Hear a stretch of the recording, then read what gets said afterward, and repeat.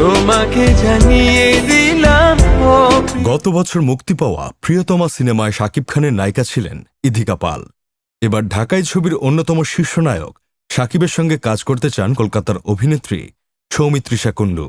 গত রোববার রাতে কলকাতার এক হোটেলে আয়োজিত এক অনুষ্ঠানে নতুন 18টি সিনেমার ঘোষণা দেয় প্রযোজনা সংস্থা এসকে মুভিজ।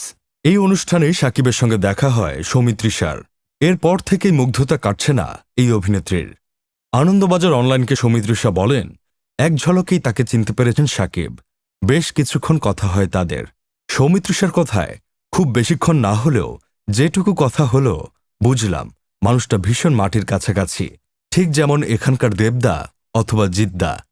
আসলে বড় তারকা যারা হন তারা বোধহয় এমনটাই অমায়িক হয়ে থাকেন। আলাদা করে পরিচয় দিতে হয়নি, নিজে থেকেই কথা বলেছেন শাকিব, জানালেন অভিনেত্রী।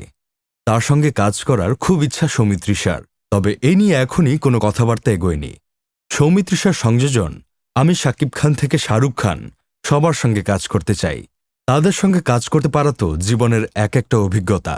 সৌমিত্রিষা টিভি সিরিয়াল ও সিনেমায় অভিনয় করে বাংলাদেশের দর্শকদের কাছেও পরিচিত মুখ হয়ে উঠেছেন।